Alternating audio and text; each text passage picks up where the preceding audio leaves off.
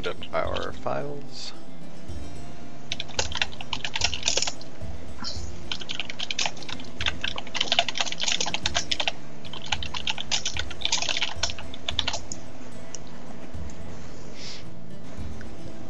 So I've been playing a lot of Guild of Dungeoneering.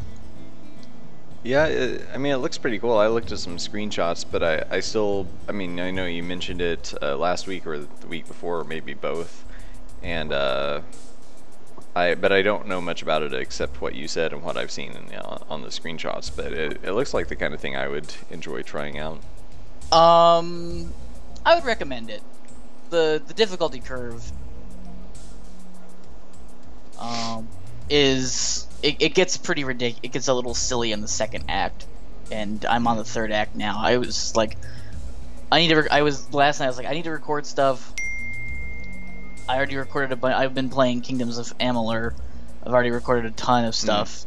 What are you thinking of that, by the way? Like I know it got like a lot of criticism, and there was all the, well, just like the funding issues and so on surrounding it. But it didn't. I mean, I actually kind of like the graphical style. It didn't look like a bad game. I mean, especially with the new graphics card that I've got and the new monitor that I had to go buy, it looks really. I mean, this is a a 1080p monitor. Yeah. So it looks beautiful. I mean, really, the water looks like water almost. The stone is really well textured. The characters are a little beefier than I would like. I am not a big fan of the muscle-bound wall. But gameplay-wise, I'm gonna try to be really nice about this because I was pretty mean last week about Darkest Dungeon. Even-handed criticism, that's what we offer here. Well, I tried to be even-handed with Darkest Dungeon. I complimented it on a couple things, while I eviscerated them on other things. Yeah, I think it's just that even though you're saying like you enjoy certain parts of a game, it's like I think just your criticisms are definitely criticisms. Let's just say that. Is that fair to say? That's fair to say, but I mean, I don't think you. I mean, I don't know. I was never sugarcoated with my criticisms growing up, so I suppose I don't sugarcoat it for other people, and maybe that's not. Maybe I should, but I'll go on the record to say I like Darkest Dungeon, and I really like the art style, and I really like the team behind it. They're cool people. And I think the style choices were really well done. They went off in a different gameplay direction than I would have preferred. And that's okay, because the awesome thing about indie games is there's a game for everyone. And like I said, I backed Darkest Dungeon. I gave them money because I believed in the project. I still believe in the project. I'm not unhappy that I gave them money. So there you go. That's to make up for. All right, is everyone satisfied now? Everyone's satisfied. Is everyone happy? Okay. So saying that, I mean, well, I guess I'll ask you later. They didn't say anything to me. No. We're gonna ask that. No, they didn't say anything. And I've been on their forums for a little while. No, I was just wondering if we had some viewers who were unhappy with you or something. No. But I know that we've only got like 3 people watching, so whatever. No, we have more than that. Oh, okay. Oh, good. How many do we have? Just so anyone who's watching, just so they know. And please let us know if you can't hear Kyle and only hear me, because that happens every other week. Doom is responding to stuff I'm saying about Amalur, so I think. Okay, good. We have 6 right now, but we fluctuate between like 4 and 12 usually. Yeah. So. But yeah, Kingdoms of Amalur. My biggest complaint is stun locking. You just don't like how they... I really hate when you lose because the enemies just continue to hammer you with ranged attacks, and you can't dodge them, and blocking only does partial damage. Mm-hmm. And you're just in this constant state of just getting knocked down and pushed around. There's an enemy called the Nishgaru Bloodletter, which are like these kind of... They look a lot like the aliens from Pitch Black, except they are not flying. And they just rush you. And I'm playing a pure mage, so I don't have a lot of health. I'll probably branch off and do some fighter, because that's the way the class stuff works. But they cancel your spell casting, and since I'm a pure mage, like, my damage is super not good. So it's just constant getting your ass handed to you, or it's constant you just running roughshod over every single thing. It's either too. It's not even difficult. This goes back to the challenge to difficult thing. It is difficult. It's not challenging. Mm-hmm. Yeah. That makes sense. I'd kind of like to play it at some point. Like, I mean, I think maybe it's partly just because so many things seem to kind of go wrong with the project. I'm just curious, like, how it actually turned out. But it had was it Salvatore did, like, a million years worth of lore for them and all kinds of, like, I think usually when you have that many kind of big names together, like, I don't know that it necessarily means it's cohesive or good, but at least, like, if nothing else, it would be interesting to see, like, okay, if Salvatore, wrote the lore for a totally new video game, what does that look like? And I really know nothing, about the lore of the world or any of that. It's so standard. Yeah. Well, and what I'm kind of realizing is it's actually hard. It's hard to do something that seems really new, but would also be appealing to kind of your mass audience. I mean, I think sometimes people kind of break out of that for one reason or another, but yeah, it's just. Well, I mean, it's like, oh, there are these immortal fae, and they're broken up in this winter and summer court, so that's completely ripped off from other fiction, especially D&D, who relied on it heavily. Yeah, I mean, but that's based in, well, it goes all the way back to, well, what has become actual mythology, and I mean, yeah, I guess a lot of Irish mythology. But then also, I'm trying to remember, because I don't know, I guess the Brothers Grimm did some of that, but there was someone else who, wrote a bunch of, I'm so bad with names anymore, but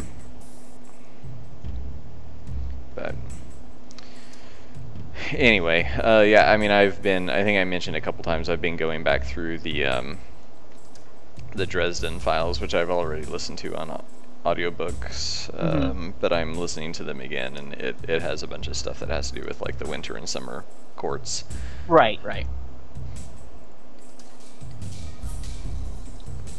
Apparently there's a twist in the Amalur story, but I don't know it yet, because I've logged like 18 hours and I haven't even touched the main storyline.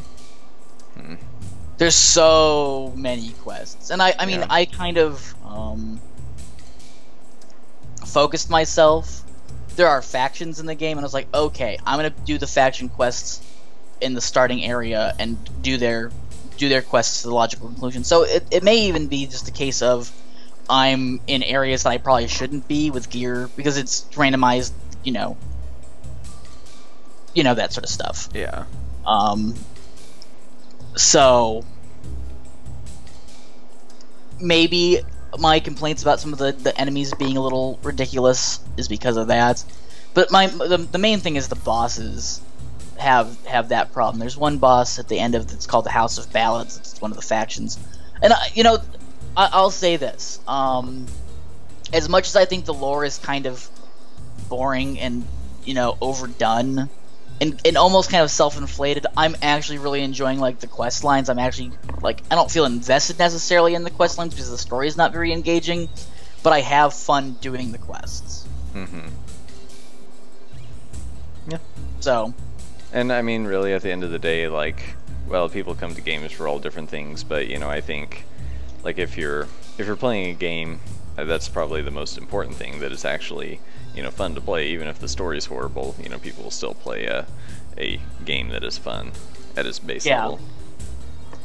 Yeah. Well, I mean, the game also bankrupted the state of Rhode Island almost. So. And destroy the studio and the lives of pretty much everyone invested in the project. Yeah, that was a big mess, but yeah. So hey, Delver's Drop is coming along great. Yeah. So don't you even begin to worry about that. You haven't bankrupted a state, and you haven't, as far as I know, destroyed anyone's life yet. We try to avoid that, but it's a narrow miss on a daily basis. Well, that's a shame. Well, you haven't ruined my life yet. Maybe I'm far enough away from the epicenter that I don't have to deal with the cataclysm that is Pixelscopic. Oh no, things are going fine. Yeah. We're still making good progress as I guess probably everyone, hopefully everyone who's watching this has been around before, or I guess I should say I hope we have some new viewers too, but probably most of the viewers have read the update that went up on Kickstarter, and if you are a new viewer, haven't seen it, just search for Delver's Drop on Kickstarter, and or someone can helpfully post the link to the newest update in the comments feed, and it's got a bunch of info about what we're doing for random generation.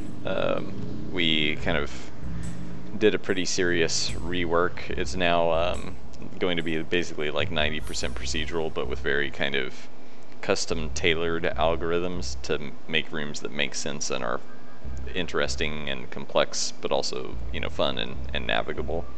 So we were just working on these tile sets earlier today. I mean, this is actually just a new kind of template set.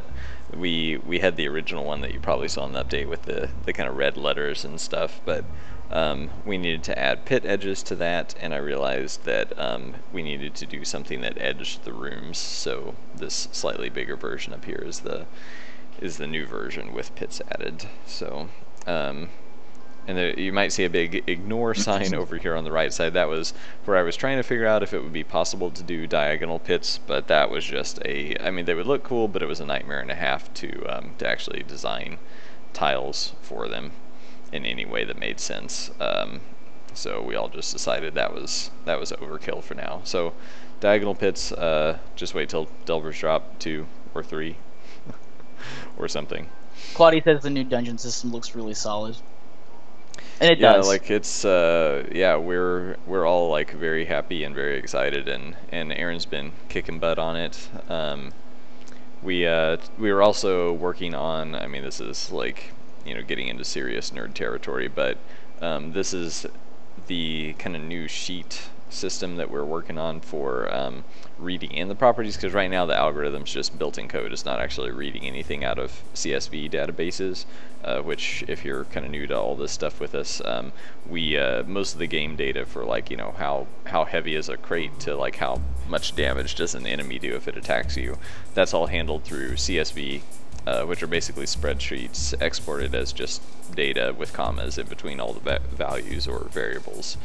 And so we're working on kind of building this structure of sheets that would allow us and also allow modders to script kind of how a dungeon gets generated. And I'm trying to keep it at this kind of like, I want the algorithm to handle a lot of it, and to not put the algorithm in a box, but like let it I want it to surprise me, even though we're kind of giving it a direction or a trajectory, like saying, okay, like make this dungeon feel kind of cave-like and add some big open natural looking areas, but then intersperse some puzzles or whatever.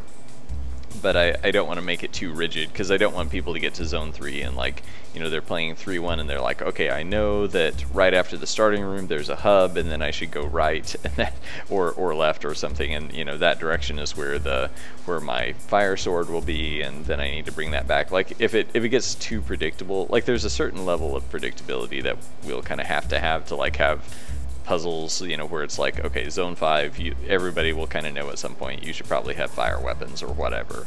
But I want to throw players off every once in a while, so we're trying to build in some kind of either things that the algorithm just randomizes, but is still, you know, the level's still beatable, or things that we kind of throw in where there's like a 1% chance that maybe instead of a fire sword you get, you know, fire bombs this time or something. So it just kind of, you know, it isn't much more work for us once we get the system up and running, but then we can have those little surprises where just like this, you know, random chance of, you know, the level playing differently.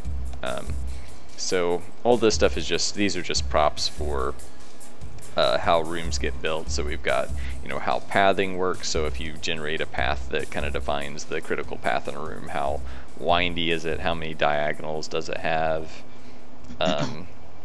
How big is the room width and height? Things like that. So yeah, that's a lot of cool stuff brewing. A lot of people have been asking like, hey, where's the build? But unfortunately it's, you know, it's not really ready for a public trial yet, because just like, I mean, right now, like, you load the game up and the jail is totally broken because we changed the tile size and stuff like that. So it's definitely kind of not for public consumption, but it's getting there. I have a poster on my wall. It's the only poster I own that says, "Where's the build?" Uh-oh. You should probably take a picture and just use it for all of your forum. Yeah, there you go. All of your forum avatars and so on. So a couple questions for you. 1 second.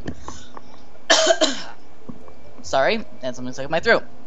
Can there be more paths to generate along for one room?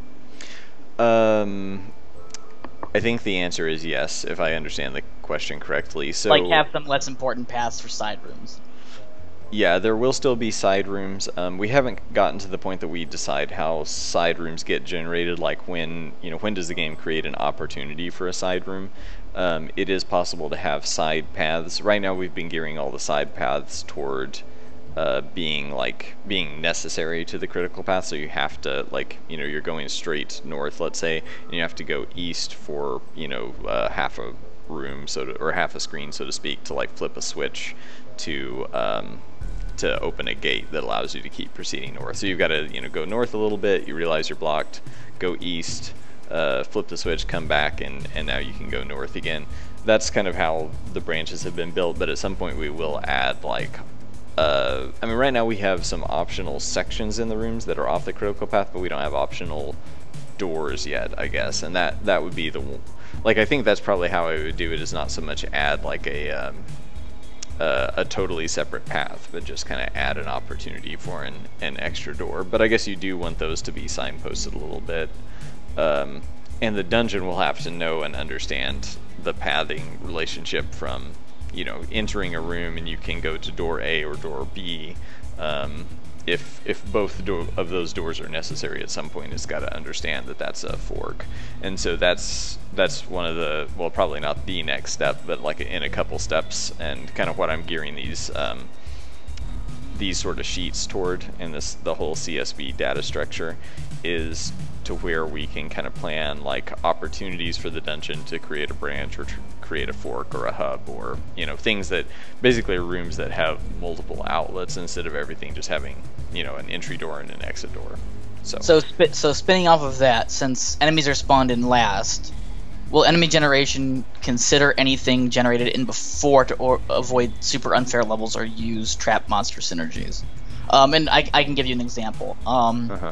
In Dungeon Souls, a game we were talking about the other day, enemies are not spawned with any consideration for the level, so you sometimes get these, and all the corridors in Dungeon Souls are super, super narrow, just enough for the character to really fit through, with no real wiggle allowance.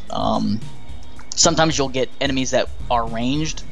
Well, most of the time you'll get enemies that are ranged, and they'll just sit on the other end of the corridor, and since you can't dodge their shots, they'll just funnel in shots at you. So, do you have a plan in mind to avoid that, I guess?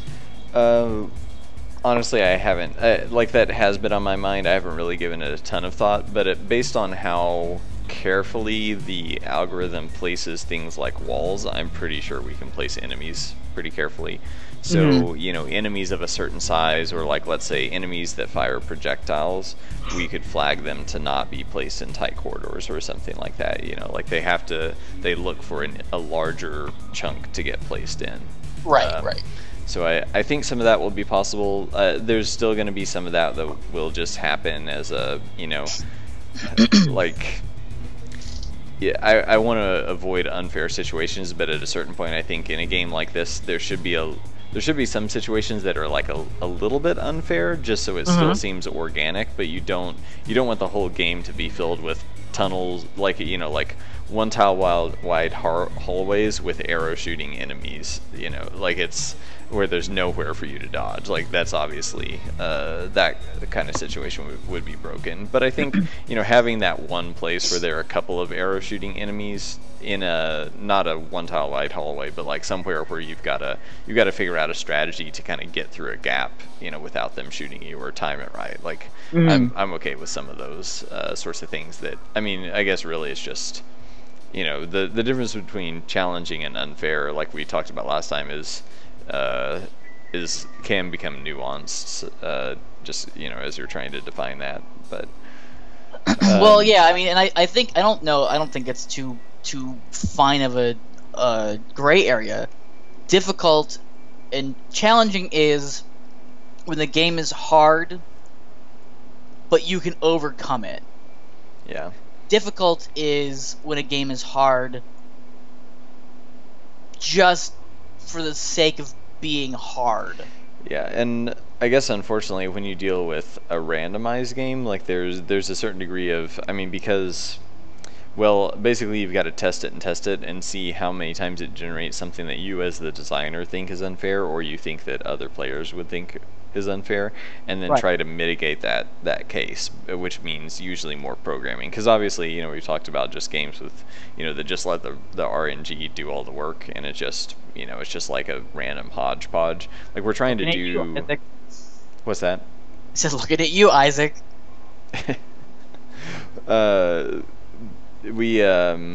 You know, we're trying as much as possible not to have anything that seems like that, but at a certain point, I mean, you know, like how many edge cases do you want to account for? And I think so far Aaron's been doing a really great job of accounting for those things on the room generation side, like everything from just making sure that we don't generate walls that are one tile wide, because they would look stupid, kind of given the tile set and constraints of just like how the graphics are designed.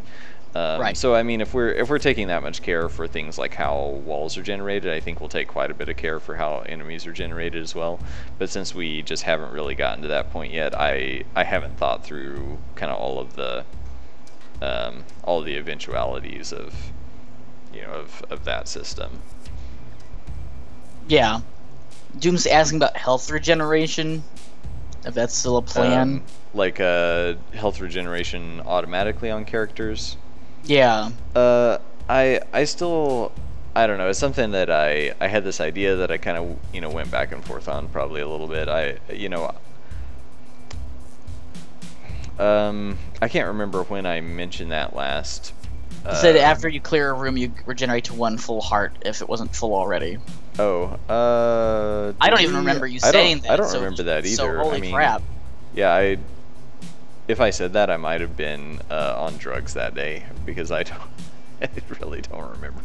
Yeah, I don't remember that at all. I did talk about having equipment that does regenerate. Like if you're say below a heart, then it might regenerate you back up to 1 full heart, or back up to 2, but it would be like a slower sort of thing, and you'd have to have, you know, those items would be pricey or difficult to obtain probably. Yeah. But I don't think there would be like an automatic dungeon-wide, you know, anytime you go through a door you get a heart kind of thing. We might do something where, like, if you beat a combat room, it drops some health when you get to the doorway, or beat all the enemies, just some kind of, you know, something to automatically give you a bonus if the game threw a really specific challenge at you. But Doom says if it's not in the plan, make it something for the gladiator as a skill. Oh, like I would say call it like tenacious or skin of your teeth or something like that. Yeah. So like if the gladiator beats I mean, maybe we could even just tie it to like gauntlet rooms or horde rooms, you know, where if you've got like a flood of enemies that you wade through, you get a little health bonus. Well, enemies sometimes drop health, don't they?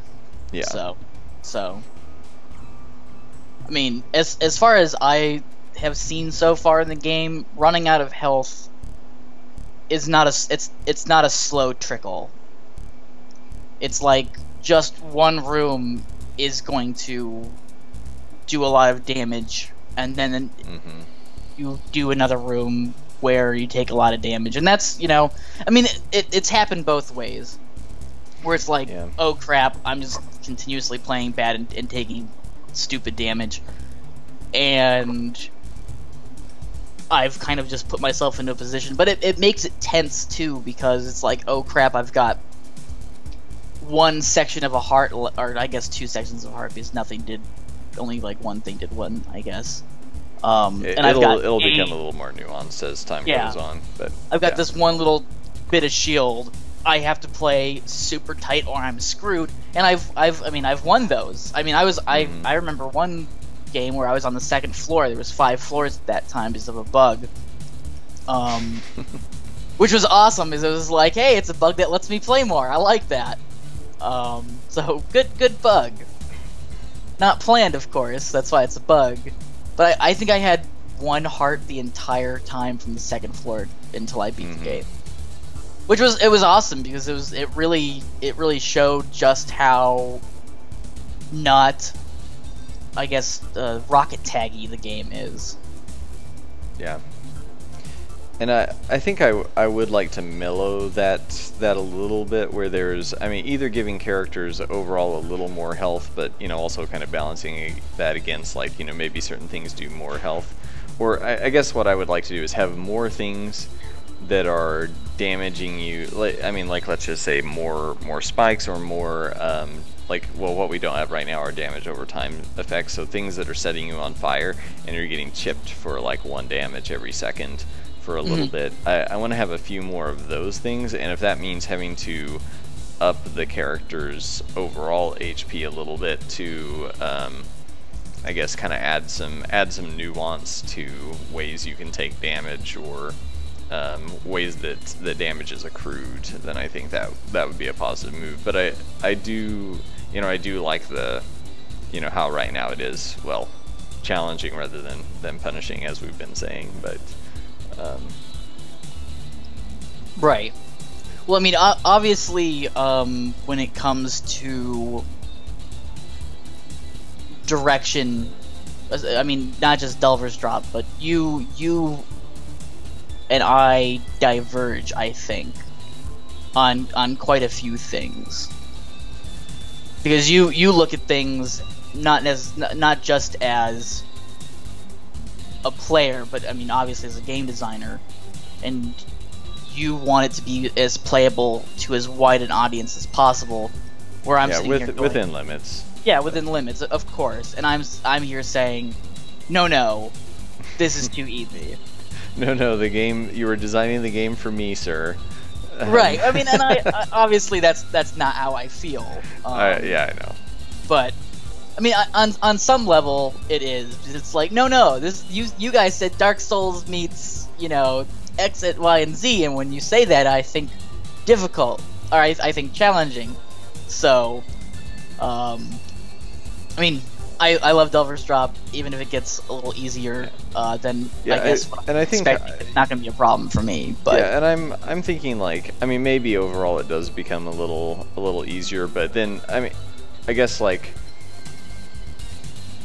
I guess based on your amount of play and like knowledge of the game, you know, when we're done with the game, it's not going to surprise me if you just kind of breeze through zones 1 through 3. But then I want to start amping the challenge up after that as well. Like I don't want people to just like quit playing because they can't beat zone 1. So if and so far we've only had like zones 1 and 2, if that in the, you know, in the demos, and so that was kind of okay to be pretty challenging, but I mean, I would also like for dungeons to maybe be like a little bigger than they have been in the past, although I think we kept hitting this like pretty nice threshold for dungeon size. Like, I think dungeon size could stay the same and they could just get a little more complicated and have more difficult puzzles and things like that. I agree. You know, because there wasn't really anything that blocked your progress except just getting lost before. I mean, I'm in a unique position because I'm not really just an average player of the game. I'm a stress tester at this point. Yeah. I'm one of the few people who have played it for long enough to find the bugs, and I plan on continuing to do that. So by the time the game is fully out, I don't expect to be challenged by much of anything because I'll probably have played them at least 100 times. So, and that's fine with me. I guess it just means I'll have a leg up on everyone else playing the game. Yeah, and I guess, In kind of a selfish way, but what I'm kind of thinking is like I'm okay with the first few zones being easy for you or easier than they have been in the past because I'm expecting you to get to zone 9 and then I throw the real challenges at you kind of thing. right, and I hope for that. Yeah. And they're talking about the stuff we were talking about. If there's damage over time status effects, I'd consider at least making most of them non-lethal, as if you drop to a threshold you won't die from it, then sort of chip away can be disheartening. So yeah, Quaddy's saying like how poison is in like Pokemon and other games where it will slowly chip away your health, but you never go lower than 1 heart. Yeah, and I guess I don't know how I feel about that. I guess the one issue would be if you're at 1 heart and something sets you on fire, are you then invincible, or how does that work? Well, I mean, you wouldn't be invincible because if an enemy hit you, you'd still die. Yeah, I guess I'm just thinking, like, if you've, like, let's say you got damaged down to 1 heart by touching spikes, and then you happen to run into something that lights you, it's just like a flaming barrel, and it lights you on fire, but like, basically we would have to do something where it can't light you on fire because you are down to 1 health, and I'm not quite sure how to fix that. What you would do is, if they get a negative status effect like that, it causes you. So let's say you're like trying to swing. On every tick, it would cancel your wind up. Yeah. So it'd still be a threat to you having that status effect. It just wouldn't do the damage. It would still impede you in some way. Yeah. Or it could just damage you when you try to attack. So you just gotta kind of. Right, or that. I mean, you have enough status effects where you could have like poison will cause you to cancel an attack, means you're like getting nauseous.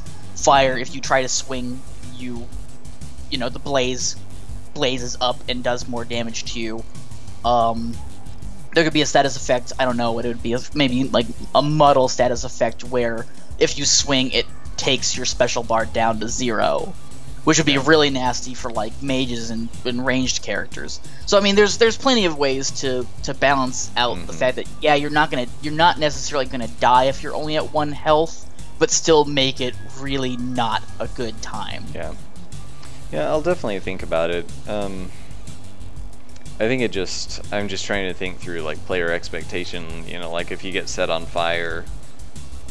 Just like the player typically expecting you to take damage, but then realizing that you're not, or maybe thinking, like, let's say you get set on fire for the first time and it doesn't do any damage, but you have this like you're saying you can't attack, but then like you die from some other reason, start again, and you're like, oh, fire doesn't damage me, I can run through this fire, but then that time you take like a ton of damage because you were at full health. Then it's a little bit inconsistent for at least for new players, but I mean that's also part of learning the game. So I don't know. Yeah, and Doom says the first zone should be easy, but you should allow good players to gain some advantage off of it, like carry over some bonuses. And he uses the example of Isaac's Devil Room. Well, yeah, and I definitely see experienced players as kind of like gaming the system a little bit, or finding their own challenges. Like, I like the idea of having the which was already in some of the builds that we distributed, I think, but having this kind of armory room that has crates and treasure chests, so you can kind of like poke your way around the jail and grab a few weapons before you drop down. But experienced players are going to be like, I don't care, I'm going to get a better weapon right away if I just like, if I deal with things with my bare fist for a couple rooms or something like that. So or deciding I want to play Zone 1 again to be able to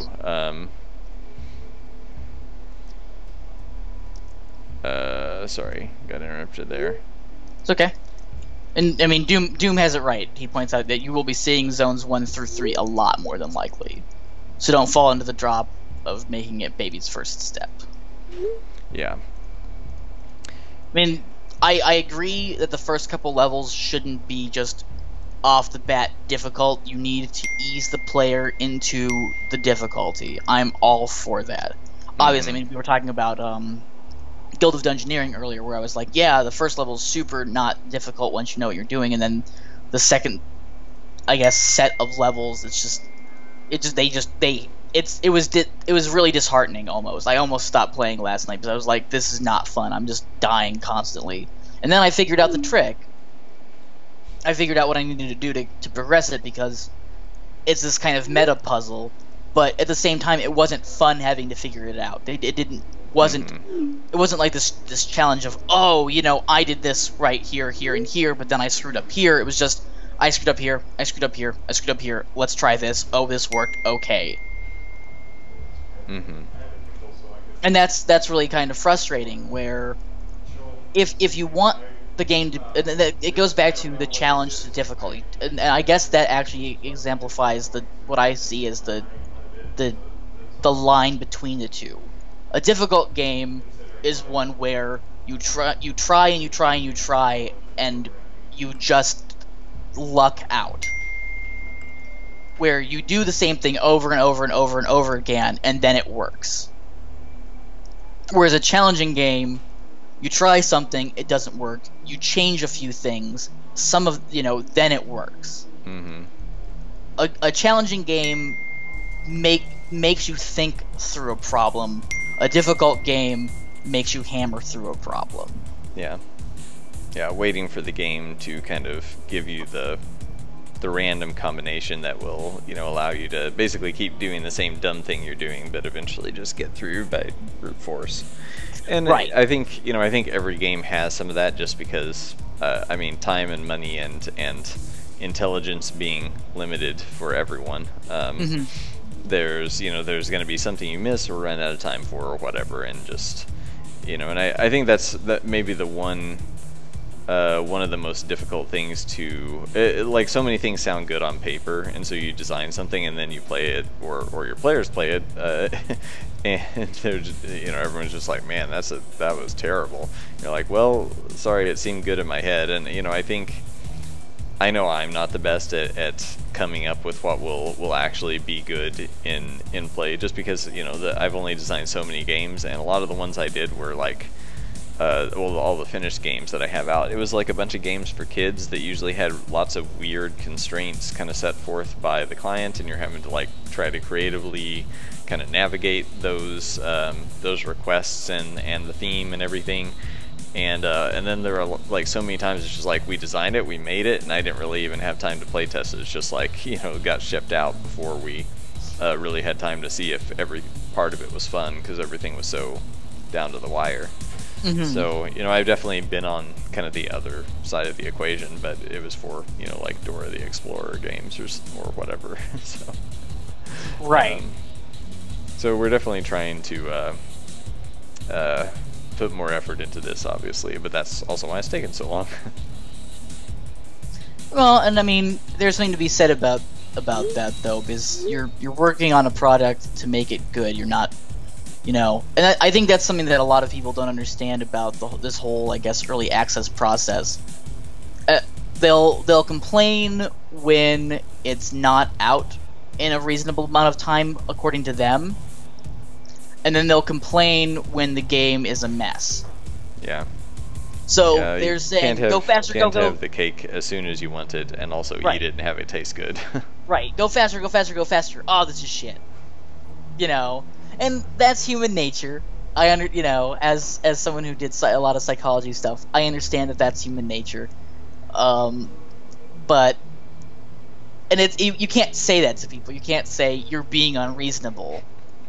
Because they'll say, well, this is my money, I'm allowed to be unreasonable, which they're not necessarily wrong, they're not necessarily right. I would say that it's a little bit of, again, as I guess continues to be the point, I see nuance in everything. There's no black and white in anything for me.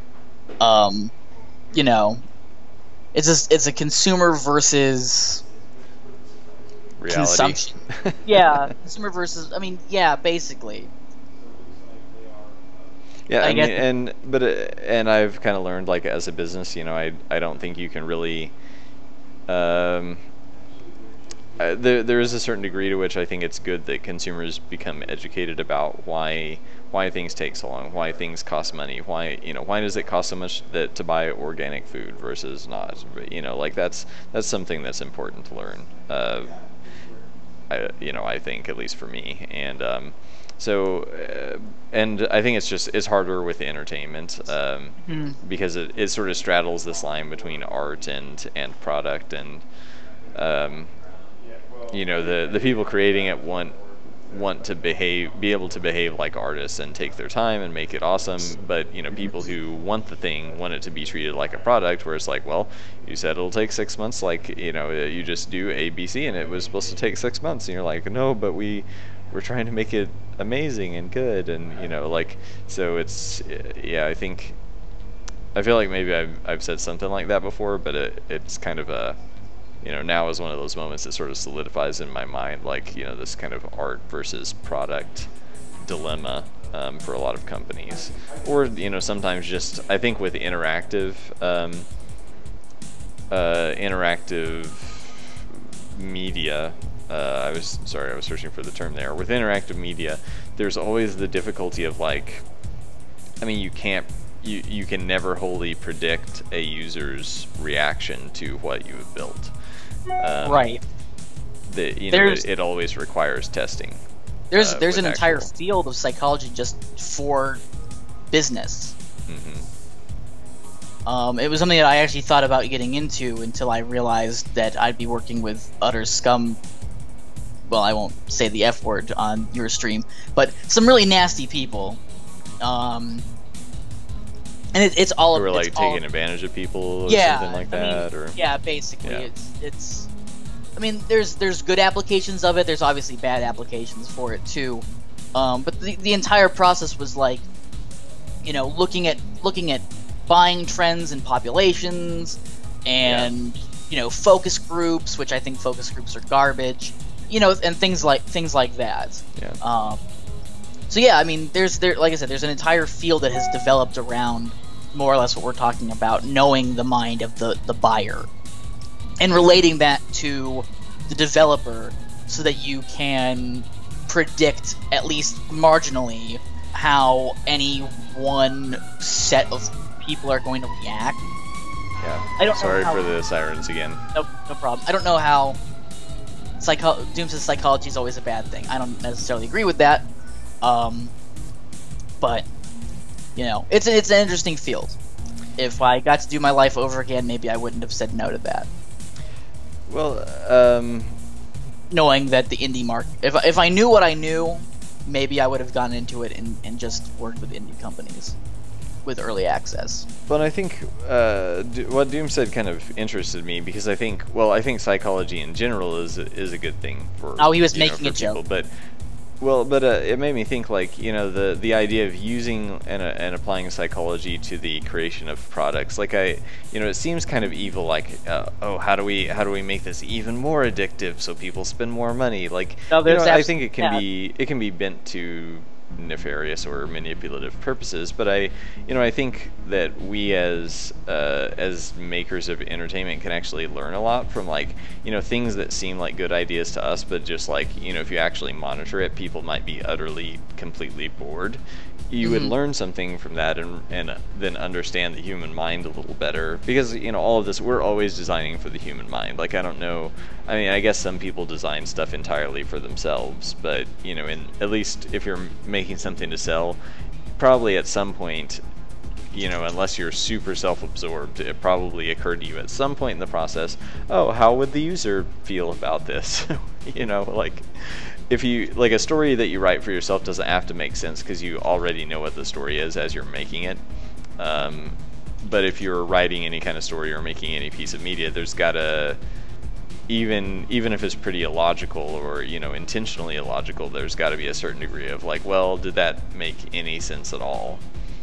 Even if we're talking about like Mulholland Drive or something, like there's got to be something holding it together, or no one like, or everyone would just say that it's garbage or whatever. And I like the movie Mulholland Drive. I've never seen like it, pretty I know trippy. the movie. I know the movie. I've just never seen it. Yeah. I wonder if it's on Netflix. Maybe I'll watch it. So I watched. Yeah, There I Will don't Be know that Blood. it ever has been. I watched There Will Be Blood, since you were mentioning it the other day. Oh yeah. Oh, I watched another good one that is kind of a similar, like not quite as dark maybe as There Will Be Blood, but I mean, I guess it was pretty dark. It has its humorous moments, but it's called Lawless, and it has Shia LaBeouf and or LaBeouf, or however his name is pronounced. LeBeau, Shia LaBeau. Really? It's French. Yeah, it's French, so the F would. I thought everyone pronounced the F, but They do, but it's. but we're As no, far as they're I know, not it's right. Shia LaBeouf. Yeah.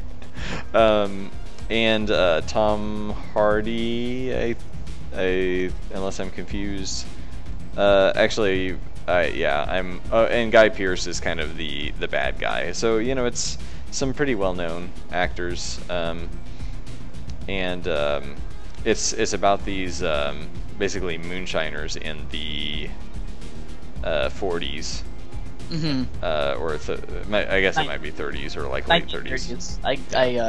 I feel like that. I remember one of the years popping up and saying it was in the 40s, but that might have been toward the end of the movie, and that's all I'm remembering now. But yeah, so it's all about these outlaw moonshiners and how they're basically kind of thumb their nose at the law a little bit, except the laws, like the police are pretty corrupt, and they're just like basically giving moonshine to the cops to keep them appeased and stuff like that, Right. until they don't, and chaos ensues.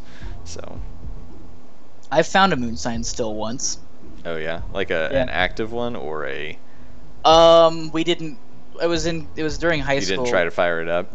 No, we didn't stick around long. It was in the backwoods of Ohio, on the border Yeah. of Pennsylvania and Ohio. We cleared out pretty quickly Yeah. once we found it, because it's still illegal and people defend those with guns. Yeah. So, and we got shot at a couple times for being on other people's property, so we didn't want to do anything crazy like messing up some random dude's moonshine still. So we found it. Someone's like, "Is that moonshine still?" We went up to it real quick and Took a swig and oh yeah. No, luckily there was no alcohol. Not that we never drank moonshine in high school, but not that moonshine. I mean, this is a little off topic. People don't, maybe from other countries, don't understand the whole moonshine thing in America. But during Prohibition, the federal government. Yeah, in the 30s, the U.S. said no to alcohol. Yeah, no alcohol. They actually passed an amendment in our Constitution for it, and it was later repealed by another amendment. That's a whole different process. But people would take car radiators and car parts that had lead and antifreeze and all sorts of stuff. So making moonshine's not necessarily an unsafe practice. It's when you start using things that have poisonous chemicals that can leach into the alcohol. Or when or just when you're putting, God knows what into it, and not making it sanitary or anything. I mean, I guess the alcohol would kill the germs, but not necessarily, like, that doesn't really help if there's lead in it. So. Yeah, it's not going to help with the lead content. It's not going to help with the poisonous chemicals from the antifreeze and stuff. But it created a crazy kind of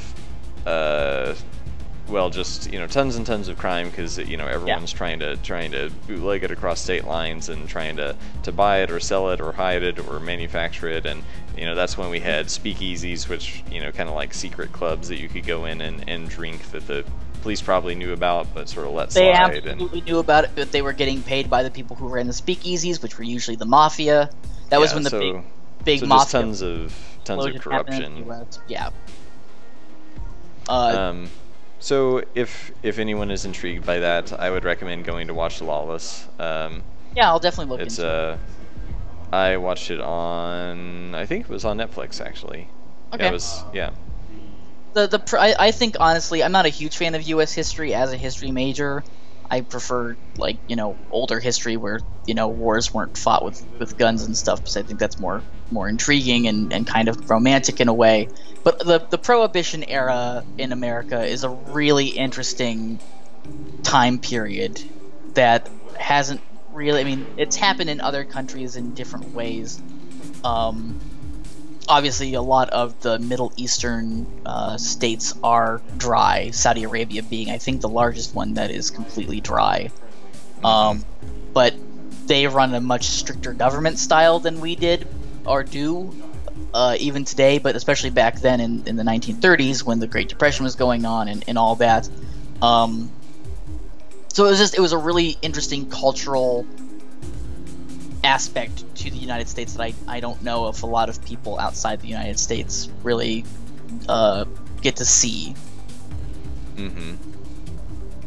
So, and yeah, Doom's talking about the Mafia, which, yeah. Obviously, if you're interested in that kind of history, then you know it, but I don't know if, I think knowing some people from, like, Amsterdam, I was like, yeah, alcohol used to be illegal, they just look at you like... Like, what do you mean alcohol is illegal?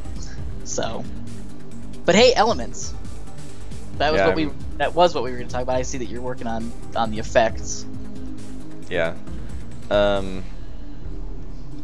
Yes, I'm working on Merc right now. Trying to make it look more is that Merc? Uh-huh. I thought it looked like Shiver. Yeah, it might have too much blue and everything, but yeah, the Shiver, or I think we decided to rename it to Hush. I still need to sit down and make sure that I guess what we were gonna talk about today was partly the names and just trying to finalize those. I think probably all of them except Lightning I am happy with at this point. Like Lightning, I keep thinking like, oh, like does that make sense? And I guess I'm also a little bit bugged by the, I really wanted to rearrange so that water was next to Splendor, aka Radiant, up here. Originally it was, leaves were there, which I could still switch it back, but that would mean, switching it like this, which I do like Spoil being next to Merc. Mm-hmm. So that would be the order of things if it got moved. But I kind of like water being next to Radiant because of iCore. But yeah, it's been really hard for me to decide. I also liked, on this side of things, I liked the idea of plants being in between earth and water, since they require both. Yeah. But I toyed with the idea, because I think also water versus spoil makes a lot of sense, because water washing away poison, but then lightning versus plant. I mean, it makes sense for lightning to harm plant, but if plant can also harm lightning, that doesn't, maybe it would make sense in Pokemon, but not so much in... No, I think it makes sense no matter what, because there are entire ecosystems that are based around wildfires. And the wildfires are usually, well, I can't think of any way a natural wildfire would start without lightning, actually. But like if you use let's say you use a plant, or I should say a Thrive based weapon against a lightning beast, does it make sense for that to do extra damage, like to do double damage? So if I'm shooting, I shoot leaves at I was thinking like, it could kind of look like it vines over and, like shorts out the circuits, so to speak, of this electrical beast. Or I was thinking about, well, like trees, even though lightning strikes trees and kills them, they can like ground out that electricity, they absorb it. Right. So I don't know, but then it still makes more sense for like water and electricity to be opposed, because if you hit water with electricity, it obviously conducts and electrocutes and all, and if you throw water on something that's electrical, it will also short it out and burn it up and everything. So it makes sense to hit electrical stuff with or lightning stuff with water too. So that pairing makes more sense than this pairing. Even though I like the look of that, I mean, I like something about it. Mm-hmm. Well, I mean, I think thrive and spoil counteract each other really well too, though. It's like, yeah, spoil is like rot, but life always comes back even in those sorts of situations. So it's just this interplay. Having these two opposite each other. Yeah, thrive and spoil. And people seem to like Hush a lot. I would say keep Ice Hush. Yeah.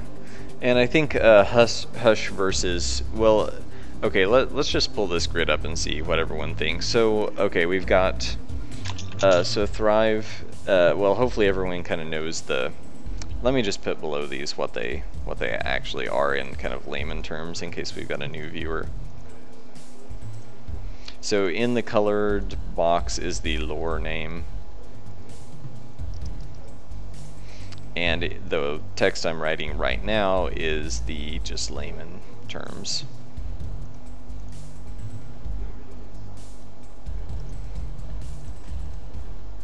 I had toyed with Fury being changed to Rage because I also like Rage and Hush as an opposition of words, because Rage is a verb and Fury is just a noun.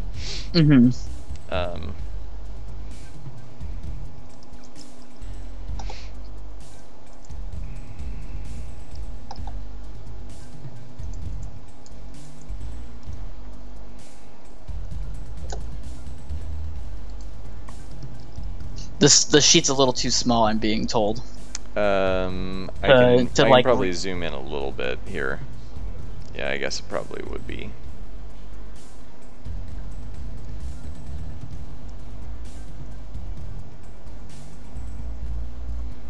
Okay, so we won't be able to see it all at once, but hopefully you can at least read most of it.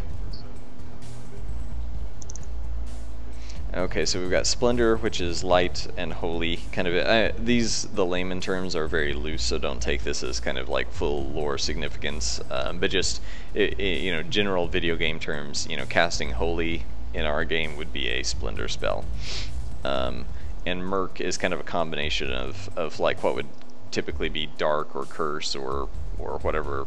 I don't know what else. I'm trying to think. What does Final Fantasy usually call it? Is it just dark or something like that? Yeah, it's usually dark.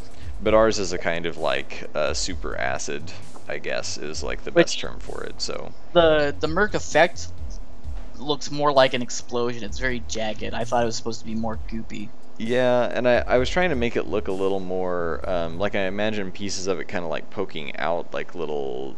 I kind of want it to like tremble and wobble. But I also, the original version didn't look scary enough, so I'm just experimenting to see if I can make it look more scary, but I'm imagining the points kind of like poking out and then pulling back in, like kind of a... Can I make a suggestion? Sure, yeah. Make instead of like it being sharp, jagged points that are shooting out, make it look tentacles. Almost... No, not tentacles, like hands. Oh. Yeah. Knowing what I know about the lore, I think that would be very thematic. Yeah, I can try something in a second. I mean, there's a couple, I guess, inspirations I'm taking for that, but all of them are I think pretty unsettling. I don't know if you've ever played the dot hack games. I have not. The dot hack GU games. Some of my favorite RPGs, actually, those three, that trilogy. There's a thing called Ida. Do you know what the story of dot hack is? I know that it's about kids that get sucked into some like computer world. It's an MMO, and it's except it's an offline MMO. No, it's on. It's fully on. It is online. Is it? Well, I mean, I thought it was a single player, The games are set in is a single player game set in an MMO world, and they try to make the illusion. But there was an MMO for dot hack for a while, but it's only in Japan. And I think there might even be a second one that's out now. That is an actual MMO set in that world. But I guess the hidden secret is that the MMO was created to create an actual AI. Sorry, say that again.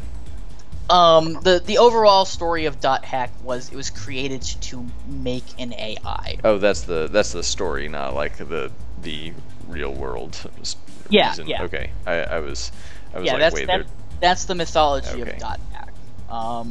And the program essentially that was made to nurture the AI is somehow trapping people inside, which there's, various theories on that, but they don't really ever come out and say exactly why. But in GU, they basically like make a new version of the game because the first version kind of broke once the AI actually was born. And she plays like a central, she's a character that plays a central part. And the remnants of the program that was like supposed to nurture it broke up into this computer virus that was infecting humans. Essentially, it was affecting the coding of their character, and since the coding of the characters, it kind of got into a spiritual thing. Like you're invested. So basically, they took a few pages from the Matrix, and then it turned into the whole book from the Matrix. I guess a little bit less, human battery-ish things, and more like. Well, but the whole thing where like basically in the second and third one, when Neo, like after he kind of gains more of his power or whatever in the Matrix, he starts being able to do things in the real world. I guess it is. I shouldn't do air quotes because it is the real world, but just to clarify to anyone who's rusty or hasn't seen them. Well, he has computer brain powers, and then they turn into real world like spiritual something powers. Right, unless you are a person who goes with the theory that Zion was another program. It was a program in a program. Well, yeah, but then what's the point? Yeah, well, yeah, exactly. But yeah, I guess a little bit. But I guess the point was Ida kind of manifests when there's like a human corrupted by Ida, like a character that's corrupted by Ida. They kind of like these black splotches all over their body, and in one, or actually I guess in 2 or 3 scenes, when the characters are trying to infect other characters, just like a swarm. It's almost like they look like spears, but like human hands at the end of spears like jut out of them and grab. Okay, so we got back to. I was wondering. Yeah, where we were that's going. where I was tying it in. Also, Doom says Merc vaguely being shaped like hands. You creepy fuck. So, I think the human hands would be pretty creepy. There's also a music video by Dev. It's a crappy video or crappy song, but the video is pretty cool. Where there's just these human hands that are painted black, like twitching all over the place and like grabbing at things. Yeah. I don't think that is unsettling. I think it looks really awesome, but I've shown it to a bunch of people and they're like, "That really skeeves me out. Please turn that off." So that's that. Yeah. Same with Ida, where I don't think it's creepy. I think it looks really awesome. But knowing other people who have played the games and who have visualized that sort of stuff, they really think it's creepy. And Doom apparently seems to think it's creepy too. So I say go do that. Okay. So, well, if we...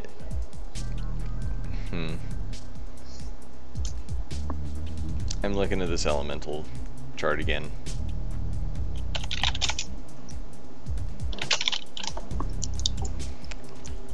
Yeah.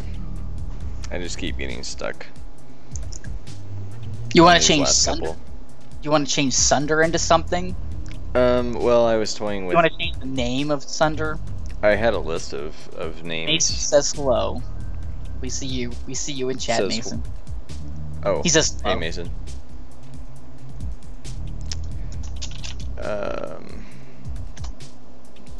So I had a list over here, of course, but actually I put it over here to the side. So I'm trying to think, like, if we oppose either Thrive or Surge. I mean, I think Sunder makes sense. I also like the idea, well, because some of the elements have like kind of multiple meanings or multiple, if you cast a spell with Sunder, what does it do? And I like going for something that's a little more unique and nuanced than just like, we hit stuff with lightning. Which fire is very much that way. yeah, but we also have this idea of like, it's called Fury, so it kind of creates berserker rages and things like that. So things that catch on fire maybe also go berserk and kind of lose control of their sanity for a time, or whatever. And so Sunder is one of those that still, I guess, blast as well. Like the violent ones, typically they seem very much just like, well, they just do damage. So. And I mean, Blast, I had never really thought much about like what else it would do. I toyed with a bunch of other names for it, like Rupture and so on, but I think everyone just agreed, like, yeah, just call it Blast. It's explosive stuff. Like, why call it something else? But I came up with these kind of like, tried to make these opposing definitions for these things above. So like, on the left side, these are terms that kind of create structure. So like Mantle structures space and solidifies matter, whereas Blast twists space and breaks apart matter.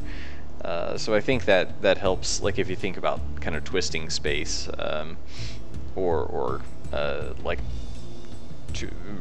forcibly changing the space between components of something in order to explode it. Like you can get a little more meaning out of that if we were to come up with some more nuanced thematic spells or curses or status effects or whatever. So I had on here Sunder twists or creates twisted energy and cuts through matter, whereas Surge is purposeful energy and forms matter. So I kind of organized those so that they were pretty directly opposed that way. And I mean, maybe it would just be easiest just to switch the positions of these back, like so that Thrive is back at the top like it was before, so I don't mess with putting Surge up next to Splendor. And then Thrive and Spoil are opposed again, Surge and Sunder. I mean, they even kind of just sound nice. Yeah, Surge and Sunder. I like the alliteration.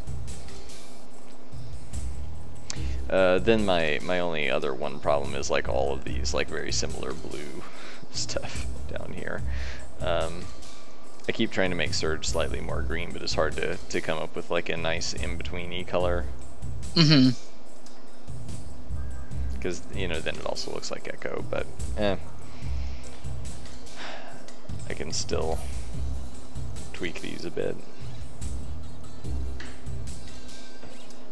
I mean, that's not too bad. Like a dark teal. Yeah.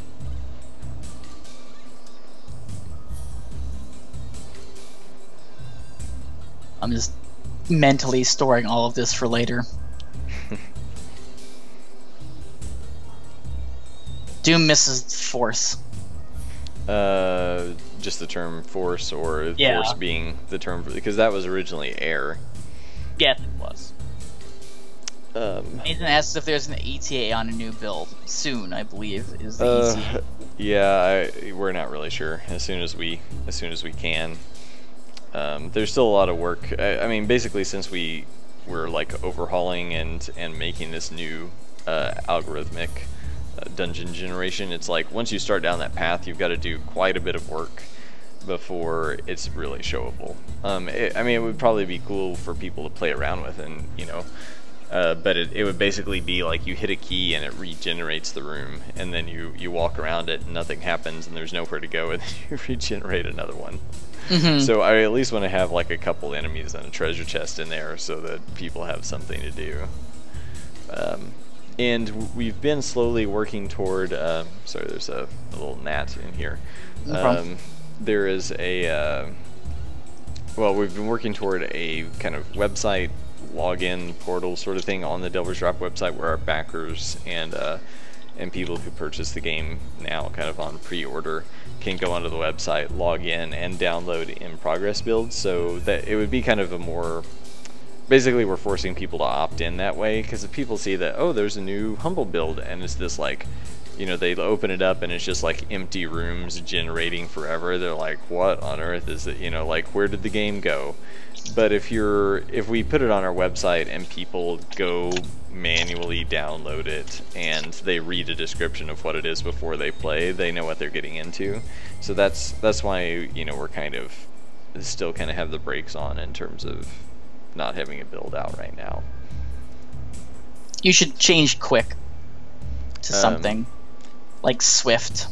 Swift sounds pretty good. I think the one reason I liked quick is the idea of like the quick and the dead. Like it's kind of a, you know, it's an ancient term for being alive or full of energy. Or I shouldn't say ancient, but you know, older sort of term.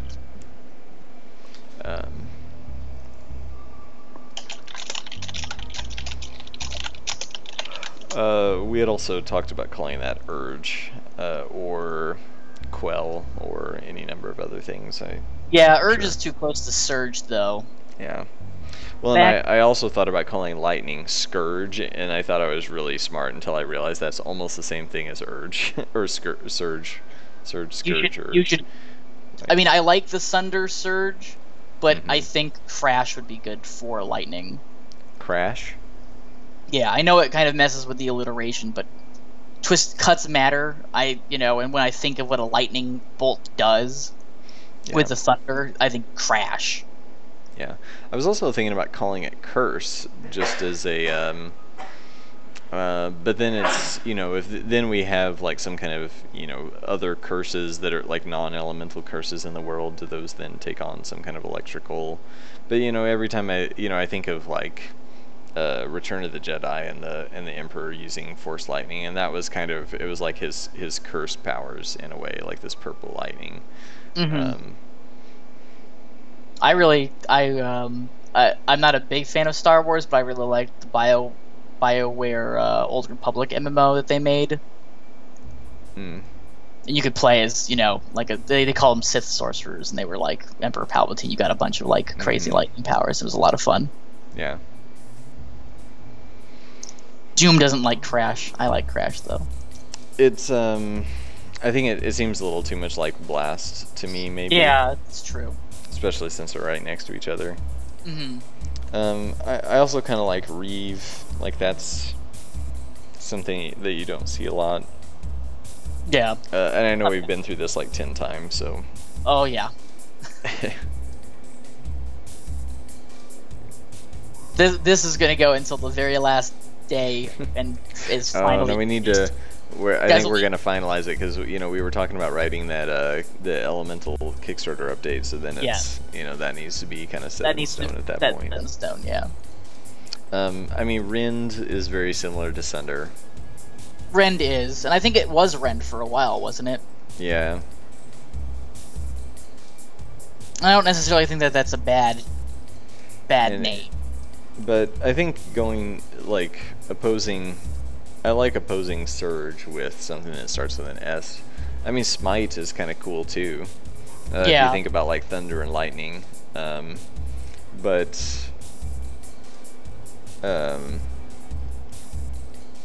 I don't know. I guess I've been thinking of Lightning as more of like a piercing sort of attack rather than like a, you know, a hammer strike. But you know, the whole, like if you kind of reference Thor and Thor's hammer and its relationship to lightning, that kind of makes sense for calling it Smite. Have you seen what happens when something gets hit by a lightning strike? I mean, I guess it is kind of piercing because, you know, the electrical current goes through your body, but it's usually not a superficial wound. Yeah. Getting struck by lightning, especially like not just on your meat body, but like earth. See, if you've seen a lightning strike hit the ground, it's not just like, oh, okay, tap, no problem. There's usually a mark. You usually know that where it hit. Well, now I'm kind of curious. I should probably go look it up really quick. Yeah, you should. It's pretty cool. I've seen trees that got struck by lightning and had all the bark blasted off and everything. Oh yeah. Trees don't usually fare well getting hit by lightning. Both you and I living in the Midwest, we know thunderstorms. That's interesting. These like lightning spiderwebby marks on the ground. Yeah. You can even see in the fourth picture where it's actually This? just like Or this one? sorry, the fifth picture. Sorry. There you go. Yep. You can just see where it's blasted. Mm-hmm. Doom asks, yeah, I mean, I guess go ahead, Doom. I mean, you're going to be. It's 30-second delay, so go ahead. I give you my permission in the future of something that you've already done. I guess that would be... Yeah, lightning is a terrifying force of nature.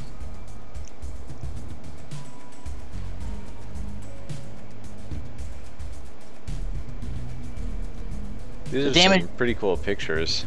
Mm-hmm. The Like damage a actually little done manipulated, compared to its but- power is still low from lightning. I But what? don't know. He's saying that the damage caused by lightning is generally pretty low. Well, yeah, it's not gonna like level a mountain or anything. Yeah. I guess like fires spread much more, and explosions probably make a bigger crater and so on. Yeah. Well, you don't want your car to get hit by lightning. You don't want to get hit by lightning. The damage that it's going to cause to you is pretty significant. It may not kill you. I mean, plenty of people survive lightning strikes, but there's a ton of nerve damage, and it's not a good day for you getting hit by lightning. I don't know if you watch anything done by Rooster Teeth, but they do like animated episodes of like sections of their podcast. And one of the guys, I guess, when he was younger, was driving around in a big storm in Louisiana, and they got their car in a ditch. So they went in and tried to get a tow truck, and the tow truck guy's like, I don't go out during a lightning storm. Mm-hmm. And he's like, oh, why? He's like, my sister got hit by lightning. And they're like, oh, is she okay? And it's just this, I don't know, I like the kind of just like flat humor. He's just like, nope. Yeah. Then it's just like this awkward silence on the podcast they did. I don't know. Heat lightning is cool. We get a lot of that out here in the desert. See, I like this idea of, if you look at this image that I have up right now, which might take a second for it to catch up for you, Kyle, or it might already be there, but this, like, the lightning kind of crawling across the surface of the clouds. I have this idea that thunderstorms, like large dark clouds, are actually kind of murk related. Like, it's, you know, it might be moisture, but it's kind of infected by murk. In, you know, in some degree. So like thunderstorms and lightning storms are actually like even scarier in the Delver's world. Rain in general is not, you know, a scary thing, but like a, you know, giant really dark thunderclouds are, that they're different from a normal cloud of, you know, moisture, which I guess would, you know, be muddle with water trapped in it, would kind of be the idea in the Delver's world. Right. But the, you know, the other clouds might be, you know, there might be like spoil rains if you're too close to a spoil swamp, or there might be these, like I guess a dark thundercloud might have like a kind of have a murk center or something like that. You know, there's murk at the center of that dark cloud that's kind of gathering muddle to itself and striking out with lightning and so on. So this picture is like a pretty much perfect for what I would want that to look like. You know, if you took a photograph of that, like this sort of weird like halo of that orange of lightning, just like kind of spiraling at the center. So I was also wondering, like, are there any terms for you know, for the lightning element that would make it seem even more like that, like it's something kind of generated by or can be generated by the murk and like lash out and destroy things, or like lash out and cripple them so that the murk can overtake them more easily. But I think Sunder is still pretty apt. Yeah, I would have to actually think. Yeah, there's a tree that got hit by lightning. Lightning arcing out of overshooting tubs of cloud anvils have a cool look. Yeah, I'm terrified of thunderstorms, so not my favorite thing in the world. That's why I live in the desert. Although we get some pretty nasty storms out here. And I guess I also think like anything that sort of more or less directly across, or like also kind of diagonal. So like Thrive and Cinder would still have, like Cinder would still do quite a bit of damage to Thrive, and Cinder would also probably still do a decent bit of damage to Mantle. Not as much as Blast would, but I also like Cinder and Blast being next to each other here. I think that's pretty important. So then I think maybe the last thing is just solidifying, like, okay, if Surge isn't next to Splendor, is that a big enough problem to really matter? I mean, I think plants kind of drinking up light and drinking up water, it makes sense of Thrive being between the two. I did want Thrive to be next to Earth because, they're, plants grow out of the Earth, but I don't know that that's important enough to the chart to have to change it. I'm pretty happy with everything else. I think it looks great, personally. And I would like to change Fire to Fury, or to Rage, I mean, but I think Fury is just like a little too, because it starts with an F like Fire, and everyone's kind of used to it, and that was like the first one we really have worked on. I think keeping that Fury is good. I think I'm also still pretty happy with Howl being opposed to Echo, so these kind of like animal spirits in this pink color being opposed to this kind of weird teal of ghosts, and Arcane and Grim being opposed to each other. So Grim could still oppose Echo to some degree. What was where Wind and Air was? That was something else before, wasn't it? The name or position? Well, I didn't think we actually even had an Air one. What was opposed to Muddle to begin with? The very, very original chart, Muddle was just in the center, so it didn't really have an opposition. Yeah, but I meant like the last two cycles ago. I'm not sure which tab that was. This is from a little while ago. Those were still opposed. If I can keep going back in time here, because I've got a bunch of...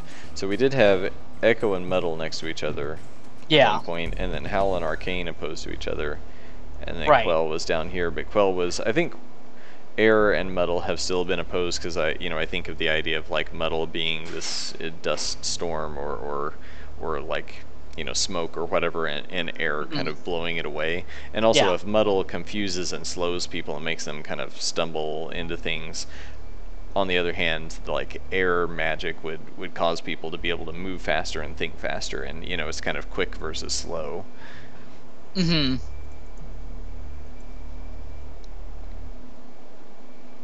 Makes sense. I think that works.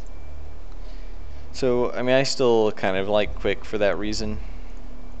I don't know. Quick just doesn't come. I mean, it doesn't comport with the rest of them very well. Yeah. Well, I wish it could be a verb. And that might have been the hardest one. We had Quell, but Quell seems too much like it's that. I was thinking it like quiets or softens, and that I took that meaning and applied it to Hush for ice. So Hush would like silence things and kind of things that are raging or out of control. It can like freeze them and lock them down, kind of.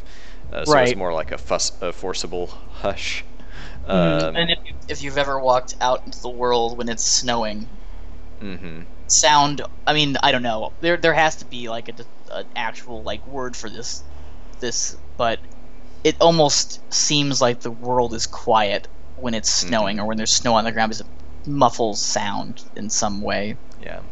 I'm curious as to the actual if that's really happening, or if it's just like a psychological I think it does. response. I think it does absorb sound, because it's so soft and pillowy. Think about like the foam kind of tiles that they use for soundproofing. I think it does just like soak up the sound because it's this soft, pillowy substance everywhere. Yeah, curious what the word for that would be. Yeah, and but I think ice, like the ice element, calling that hush is good. So I mean, another looking at terms for air or wind, I kind of like focus, but let's see what else we've got here. This is kind of a mixture of things that mean quicken and things that mean hinder, which I want to get away from all the hinder ones. So like like rain, mellow. Pulse sounds cool, but I don't think it applies really well to wind or breath or whatever. Drive, I don't really like the term here, but it kind of makes sense. We also Is had there a gust. rectifier? What do you mean, Mason? What do you mean by a rectifier? If that's an element name. I'm trying to keep the syllables limited to like 1 or 2 if possible. Here's a question for you. What are the animals along the lines there? What animals? Splendor, Phoenix, Flourish, Deer, Shiver, Badger / Bear. Oh, that was, yeah, I was working on like if they if like let's say you had an elemental beast that was summoned or created, what form would that take was kind of what I was going for. I had sort of forgotten I had that list. That's super old because you have Ruin and Ward on there and Blight, which those don't exist anymore. Yeah, this is like Spectrum number 7, and I think we're up to 12 now. I go back to the sheet because it had all of my name ideas that I dug through the thesaurus for.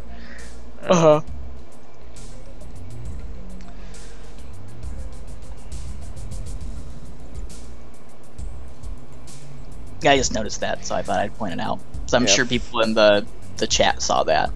Flux or hone. Hone is kind of nice. Like hone sounds like focus or like sharpen something, or I like hone. It kind of works with howl hone.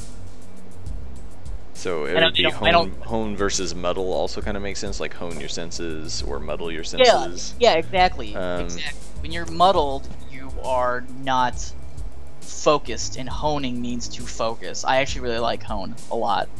I just wonder if that's like it's a word that most people don't use, or at least use kind of in a like out of context way. It's, you know, someone always says like hone your sword or hone your senses. Yeah. Actually, it can be a noun. That's interesting. So it can be a whetstone itself, which I kind of like because you know, air erosion kind of changing the landscape. Yeah. Exactly. I really like. I think you should stick with that one. Precision tool with mechanically rotated abrasive tip. A hone. Sorry, I accidentally hit a link there. No problem. So it's Old English hon or hane, which meant just a stone or a rock, actually. Mystify is also too long. We're trying to keep it like 1 to 2 syllables. So let me check the thesaurus for hone to see if there's maybe something will like rise to the top here. Whet I sort of like as a word, but it just it's weird to say. Edge, I mean, edge is kind of cool. Or sharp, sharpen. But sharp doesn't necessarily make sense for wind. Yeah, Doom saying hone doesn't make sense for wind, but I think it does. I think it's fine. It's short, it's to the point, it explains what is the wind, I guess, with wind and with thunder and lightning, those are the physical effects of the magic. That doesn't necessarily exemplify the entirety of the magic. They're just byproducts of what the magic does. I kind of like sharp, or like I'm wondering, I was kind of hoping there would be something I hadn't thought of that would kind of rise to the top if I looked up sharp in the thesaurus here. Tune, it's kind of you know, a relation to music. Tune, I guess, could work. Tune and metal. I still think hone and muddle work really well. Yeah, I mean, I guess hone doesn't really make sense for wind, but again, the element that you're going for isn't just the wind. Yeah. So what if we, well, let's talk about focus again for a second, because focus is like, it's actually a more clear word, I think, for the average person for what hone is trying to express. And focus may be like it makes a little more sense if you think of like wind, you know, using a focused wind strike to like blow an enemy back or something like that. Yeah.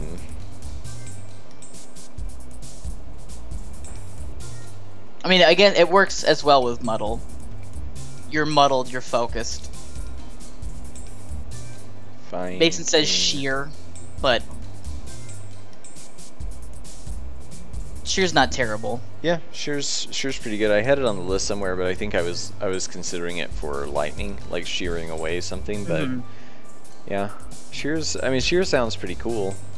The only, well, okay, so sheer, there are two homonyms, homophones, whatever, and one is shear, which is like to cut away, and one is sheer, which means like a drop, like a sheer cliff. Oh, well, I was thinking sheer as in like a sheer substance. Yeah, probably the same one. Yeah, so sheer, okay, so also, yeah, transparent. Doom says focus is better. I like focus too. So, yeah, so sheer with two E's, like actually, yeah, I was thinking about like a sheer drop, but actually most of the definitions have to do with it being clear or transparent, which makes it kind of nice for wind as well. Yeah, it does. So sheer versus muddle is a little confusing, but I think it still sort of makes sense. Like it, you know, I'm not, I guess like if I like the word or the term a lot for the element, I would probably go for making the element sound good and make sense and be cool in itself before I would, you know, over making it a perfect combination or perfect opposition to the other side. Wind shear causes tornadoes. That's very true. Actually, I've heard the term, but I don't really know what wind shear means. I guess it's just wind sort of, it's like two different winds blowing against or parallel to each other. I mean, it doesn't always have, it doesn't have to always be, but it's usually a high pressure and a low pressure system with two different air currents that cause rotation in the clouds and creates a tornado. So let's see, shear with an A. Yeah, it's like a blade or to cut or to remove, etc., etc.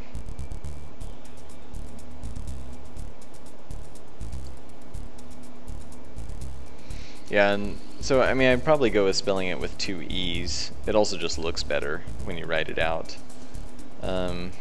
You spell it right the first time, Mason. It's shear for wind shear. Oh, wind is with an A. Yeah. I guess that makes sense because it's like wind kind of cutting against another section of wind. Yeah.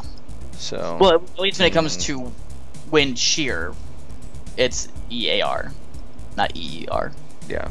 Yeah, I think for this purpose, because I think if you think about making things clear or transparent in kind of a metaphorical sense, like, you know, making, sort of crystallizing, like, you know, making a player aware, focused, able to see, that kind of, you know, shear with a two E's makes sense for that, for the wind element.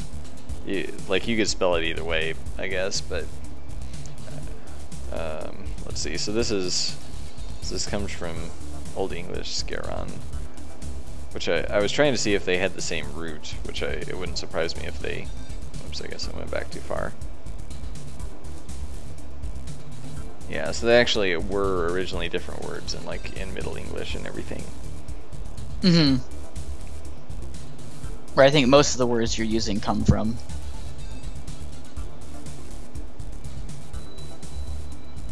Would be interesting. I'll go back and do that and see how many words you're using that actually come from Old English. Yeah.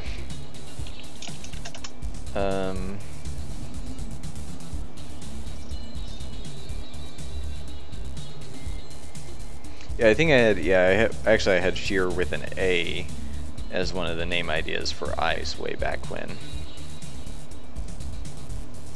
But yeah, I kind of like shear. Mm-hmm. That's not bad. So what else were we saying? Like focus, sharp? Yeah, focus. And hone, but I think hone is out.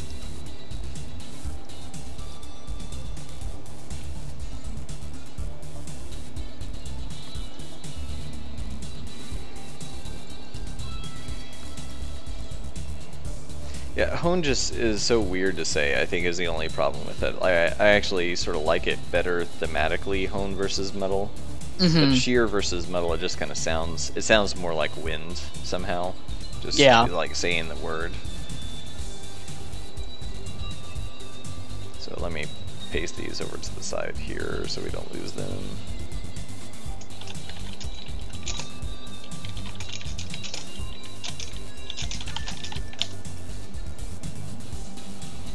And it doesn't sound too much like any of the other terms, I don't think.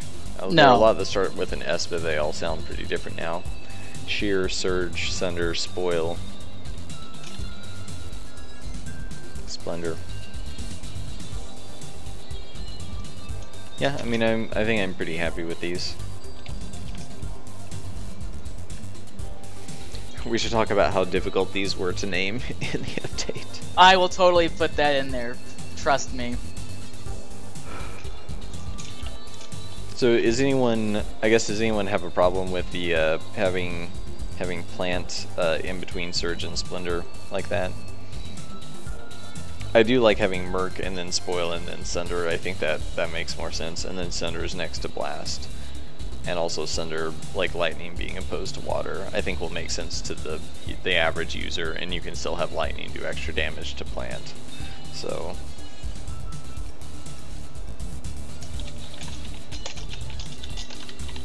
Matt, any opinions? English is a stupid language. That's all I'm gonna say. I think Matt's listening to a podcast, so he has no opinion. Just like creep over. I don't know. You guys have a refrigerator in your office? Yeah.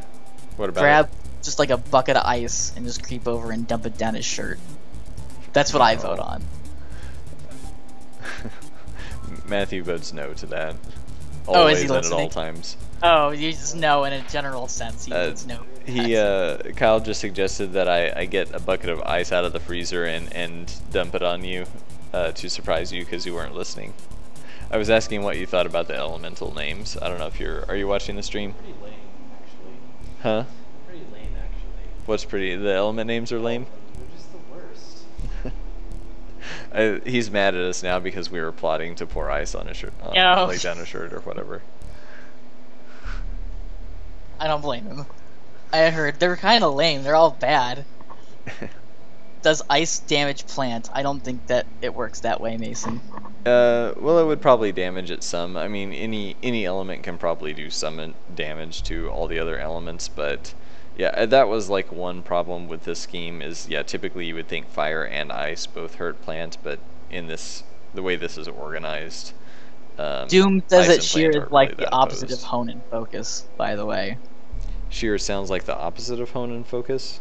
Well, he's saying like you can go off like a sheer, like it's like driving car sheer, like going off the path. So sorry. But that's is that one his... definition of sheer. There's more than you guys are going for. You're going for more of the like wind sheer and the diaphanous aspects of a sheer piece of clothing, not necessarily another definition of sheer. And again, you guys are using SHEER when you should be using SHEAR, I guess. Yeah, I mean Sheer okay is the with opposite of changing it, focus and honing. He dislikes. I don't know. I don't think it's the opposite of focus or hone. I don't think it's the opposite either. But I was getting chastised that I wasn't saying anything because I like it, which I actually prefer hone or focus. So I don't know. Doom and his conspiracies. But I don't think sheer is the opposite of hone. I think it can be depending on what definition you're using, but again, there's like 5 definitions for sheer. Yeah, I think that's what makes it hard but yeah, looking through the list, like the first definition is transparent or thin. That works for wind, which is invisible. Yep. It's transparent. Unmixed with anything else, so that kind of gives me the idea of like focus, purity of purpose. Unqualified and utter, like that kind of makes it sound like, it's got its force, like it's it's unmoving, or it's like moving, but it cannot itself be moved, like it's an unstoppable force. Mm-hmm. so extending up or down steeply like a sheer cliff, but that still makes me think of wind because it's like empty space, you know, like a wind-swept cliff. Or also, this is obsolete, but it can mean bright or shining, which also kind of makes sense for like clarity of purpose or just for wind, like the brightness of the sky. So Why pick a word that's ambiguous? I don't think there's any ambiguity with sheer. Personally, I would prefer hone or focus, but I think sheer is fine. Yeah. Maybe I will think about it another day or so, but he was saying like sheer horror. Yeah. Which it's clear. Which just means, yeah, it just means complete or utter. Like it doesn't, you know. But I guess, yeah, usually it's used in a negative connotation, but I don't think that's sheer's fault. I think that's just. So he's like going with SHER to deviate from a course to cause a sheer. But again, there is. It is to turn suddenly. Yeah, there is that definition as well. Again, you guys are using. Okay, I guess down here, so like in, yeah, deviate or diverge. Yeah. Yeah. So I guess that's why he's saying it. Maybe it's that's for the verb of. See you later, sheer. Nathan. Oh, how is Nathan's finger, by the way? I forgot to ask. I'm sorry. Oh, I think he's fine. Yeah, he went camping and everything. Yeah. He's probably healed up now.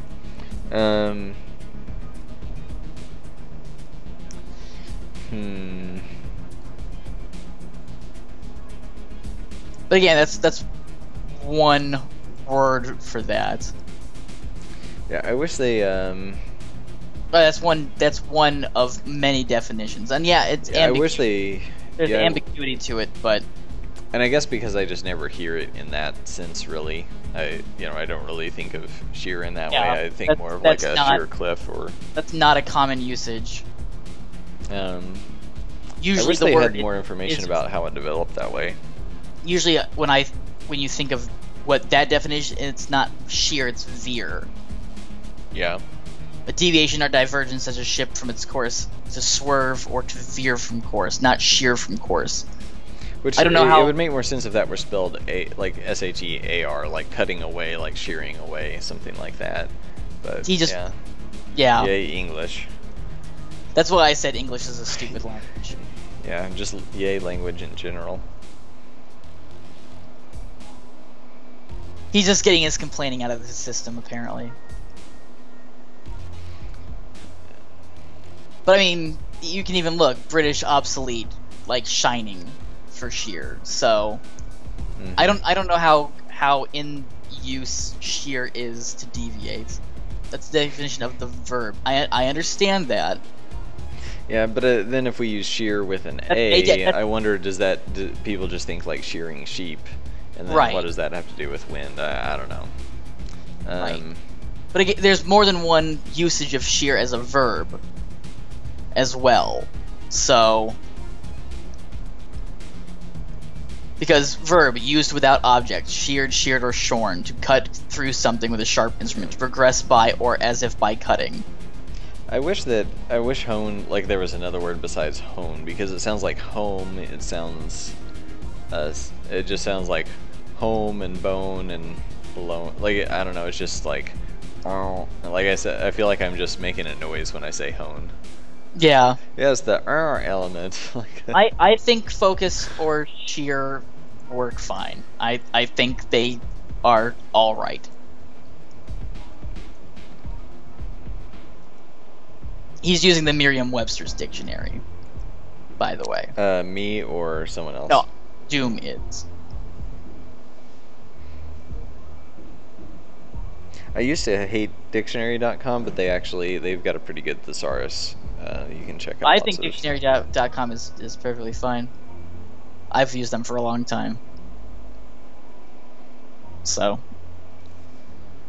And most of the things we're using are nouns or verbs, so. Yeah, again, I've never heard sheer used that way.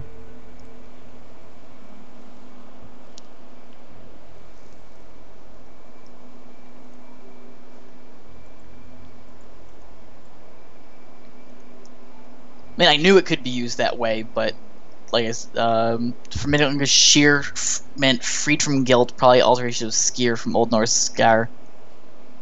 Probably mispronouncing all of that, but I'm not a linguist. You know what? I'll call my brother up and be like, hey, where did this usage of sheer come from? And he'll probably say, I have no idea. Why are you asking me? I studied Japanese to English. And then he'll probably hang up on me, and it'll probably go that way.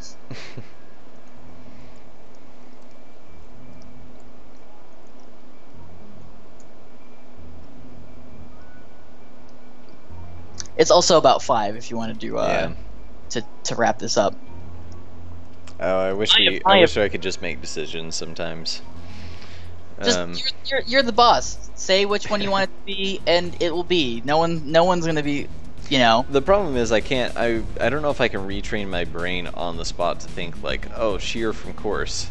Like, that makes it not work. Like because I just I say sheer and my brain can't think of that. Like even if I try to make myself, like that just doesn't come to mind.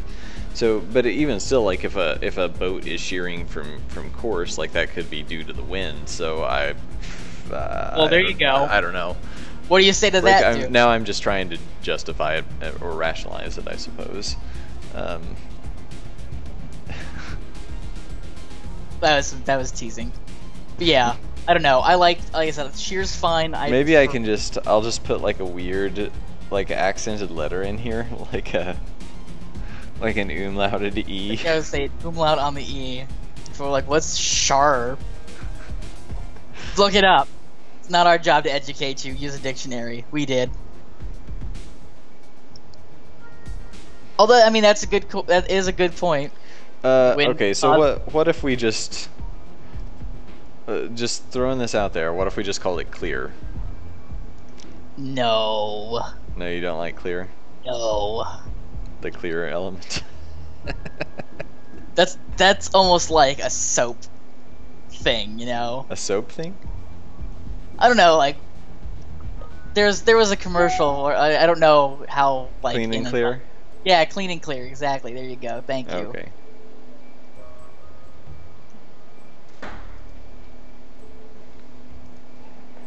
So I don't know. When I think clear, I mean, I guess I think like clean. So if you had like an anti-magic, I would say like clear would be okay. Although quell, I would actually say for like an anti-magic would be really good.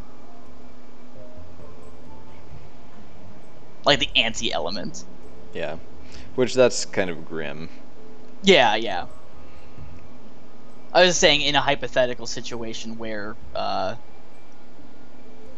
Delver's Drop went down a different path, having like just like Mordenkainen's disjunction, like from D&D, because I'm a big fucking nerd. But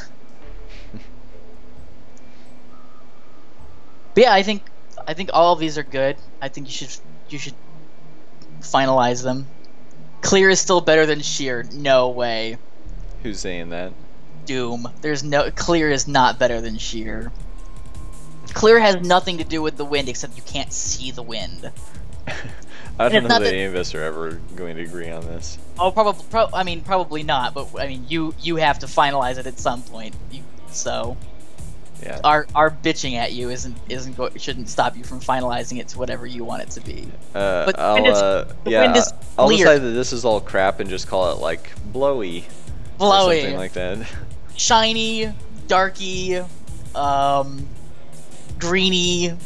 I would love to make the RPG with elements called things like that. I actually started working on it a while ago, like a card game for elements. Oh yeah. Where basically, like there was an element that was because I was asking Katie, like, well, my fiance who doesn't play games or isn't into RPGs or any of that. She used to play some games, but it was adventure games. So I was like, so if like here's elements like fire, ice, all that. If you were to make up an element, what would you call it? This was way back when I first started brainstorming this stuff.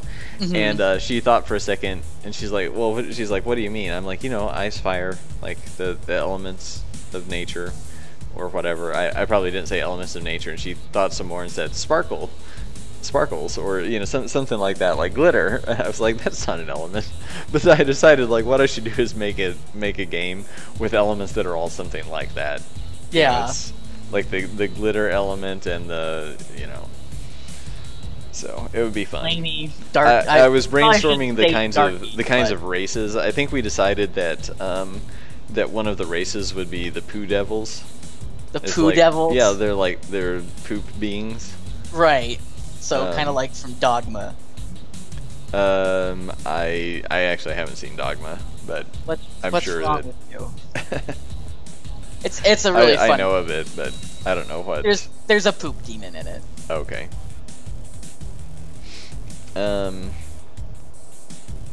I wish there was some other, like, I wish we could blend clear and sheer and hone and just like mash them up I don't into know what a that word is. like shown, but that's already a word. Shown, yes. I'll call my brother. I'll ask him. If his Shrive is a cool word, but I don't think it applies. It's Shrive. about, yeah, it's about Hear the penance. confession of, assign Mhm. penance to, and absolve. Uh-huh. I just think it's a cool word. Didn't I have this material with chiffon of roll?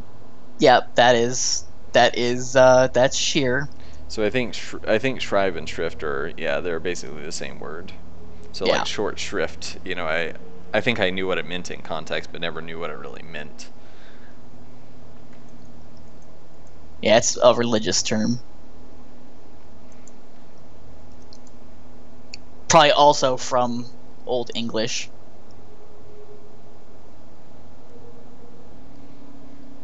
I can only imagine.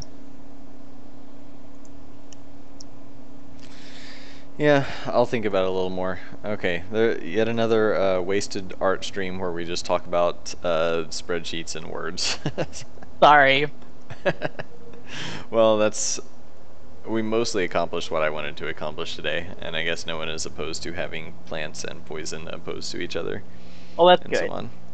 Didn't get a lot of artwork done, but Yeah. conceptual stuff is all good.